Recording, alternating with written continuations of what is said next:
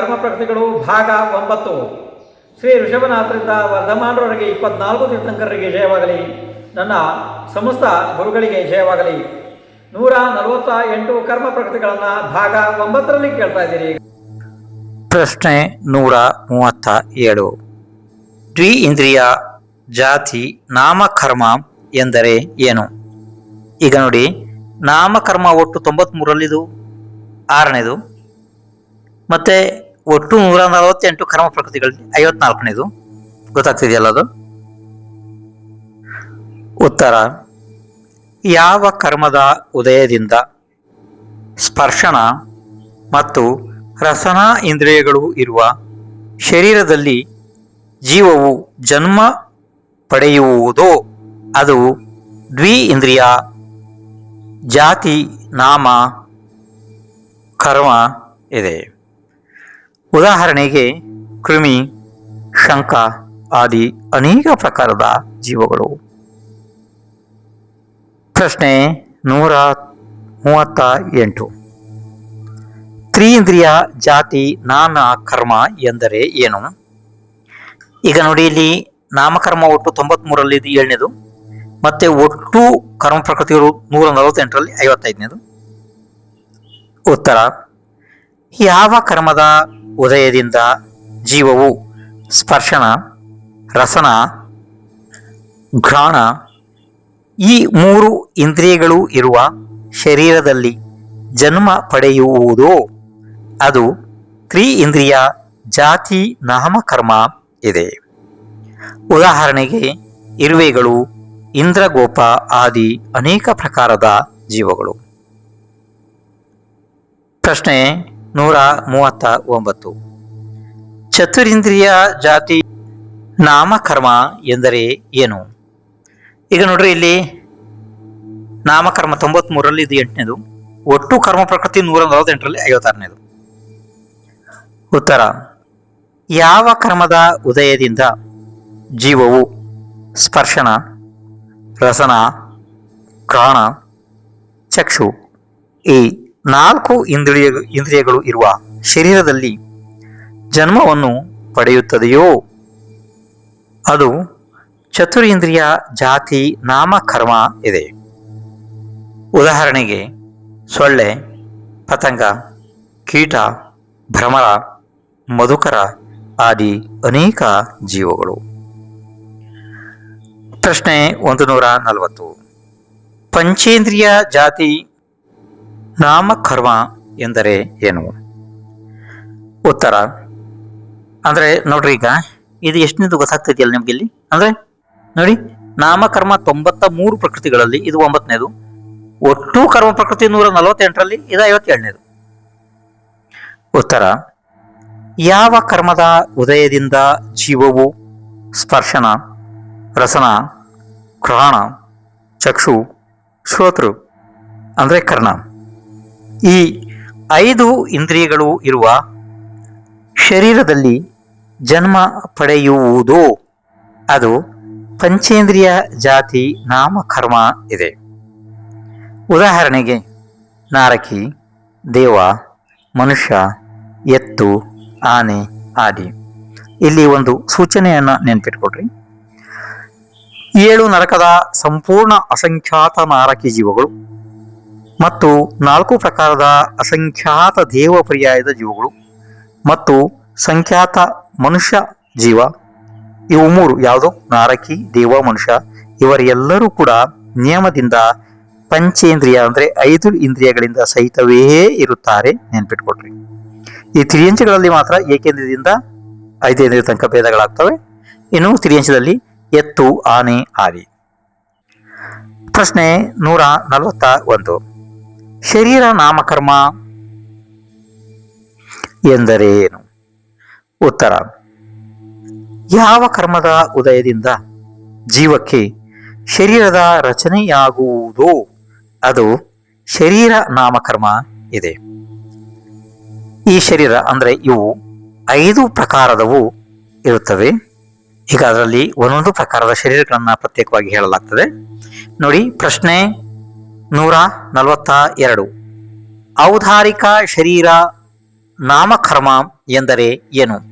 ಇದು ನೋಡಿ, ಈಗ ನಾಮಕರ್ಮದ 93 ಪ್ರಕೃತಿಗಳಲ್ಲಿ 10ನೇದು, ಒಟ್ಟು ಕರ್ಮ ಪ್ರಕೃತಿ 148ರಲ್ಲಿ 58ನೇದು.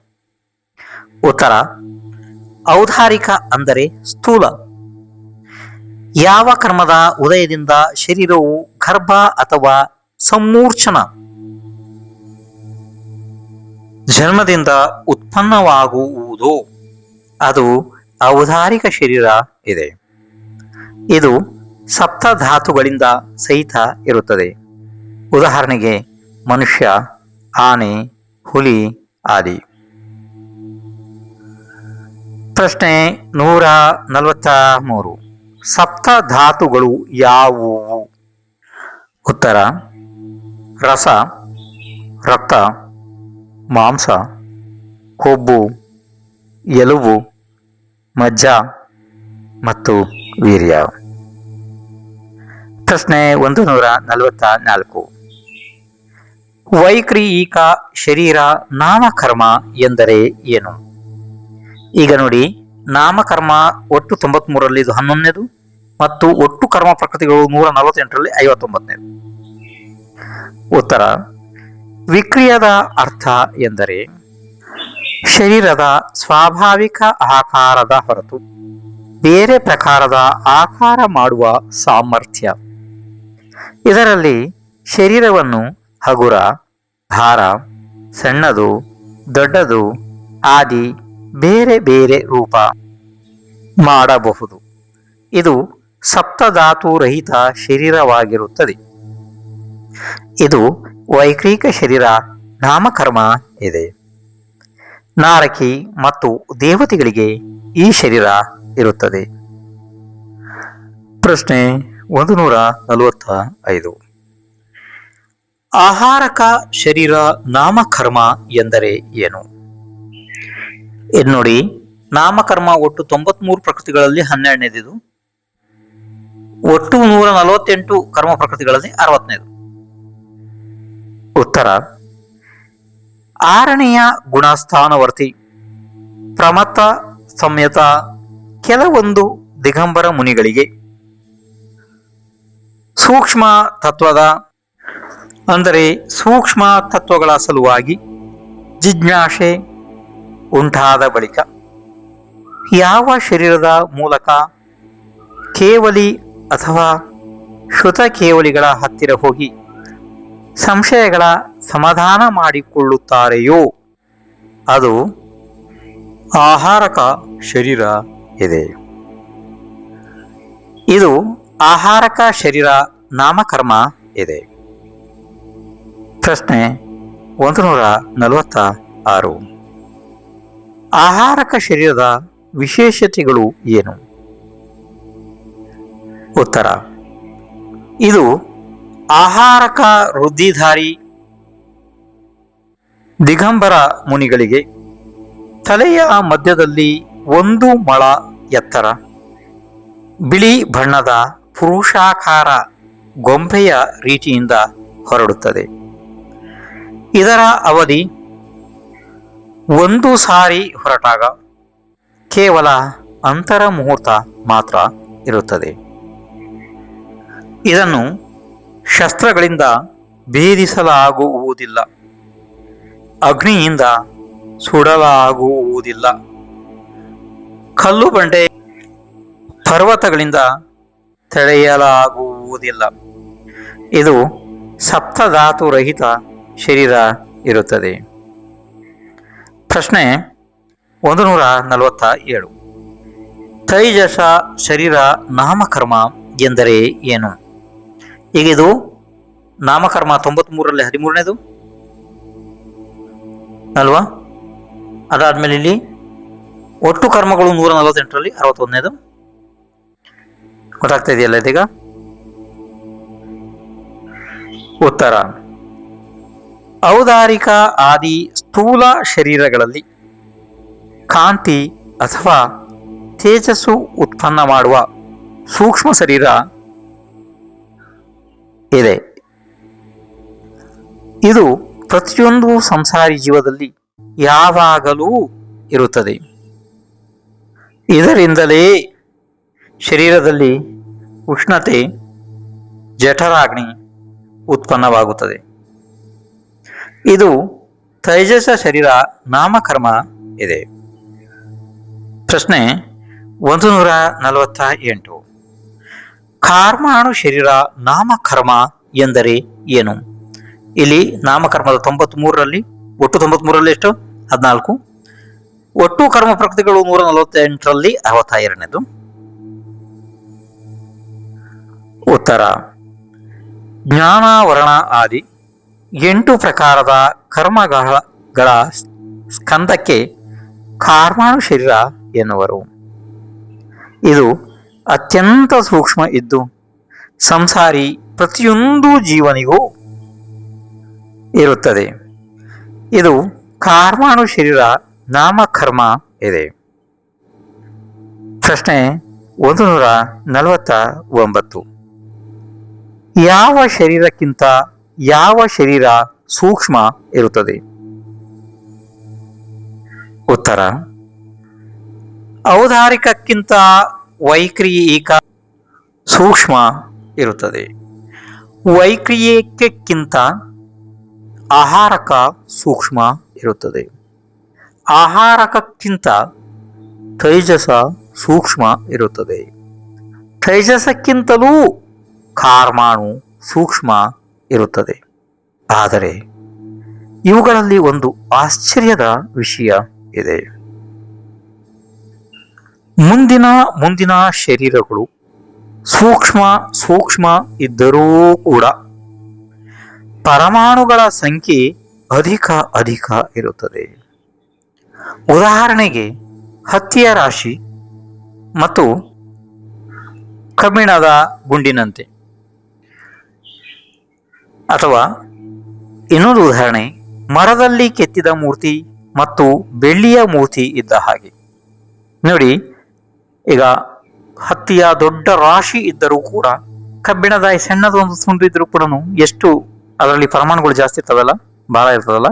ಅದೇ ರೀತಿ ಈ ಮರದಲ್ಲಿ ಕೆತ್ತಿದಂತಹ ಯಾವ್ದಾದ್ರು ದೇವರ ಮೂರ್ತಿ ಅದು ಹಗುರ ಇರ್ತದೆ, ನೋಡೋದಕ್ಕೆ ಅಷ್ಟೇ ದೊಡ್ಡ ಇರ್ತದೆ. ಆದ್ರೆ ಬೆಳ್ಳಿಯಲ್ಲಿ ಮೂರ್ತಿ ಮಾಡಿದರೆ ಎಷ್ಟು ಸಣ್ಣದು ಕೂಡ ಭಾರ ಜಾಸ್ತಿ ಇರ್ತದೆ. ಇಲ್ಲಿ ಭಾರ ಹಗುರದ ವಿಷಯ ಅಲ್ಲ, ಪರಮಾಣುಗಳು ಜಾಸ್ತಿ ಇರ್ತವೆ ಆ ರೀತಿ. ಯಾಕೆಂದ್ರೆ ಕಾರ್ಮಾಣು ಶರೀರದಲ್ಲಿ ಭಾರ ಹಗುರದ ವಿಷಯ ಇಲ್ಲ, ಆ ವಿಷಯ ಬೇರೆದೆ. ಇನ್ನು ಮುಂದೆ ಪ್ರಶ್ನೆ 150. ಯಾವ ಜೀವಕ್ಕೆ ಯಾವ ಶರೀರಗಳು ಇರುತ್ತವೆ? ಉತ್ತರ: ಪ್ರತಿಯೊಂದು ಸಂಸಾರಿ ಜೀವನಿಗೆ ಮರಣದ ನಂತರ ವಿಗ್ರಹಗತಿ ಅಂದರೆ ಮುಂದಿನ ಭವಕ್ಕೆ ಹೋಗುವಾಗ ತೈಜಸ ಶರೀರ, ಕಾರ್ಮಾಣು ಶರೀರ, ಇವು 2 ಶರೀರಗಳು ಜೀವದ ಜೊತೆಯಲ್ಲಿ ಇರ್ತವೆ. ಅಂದ್ರೆ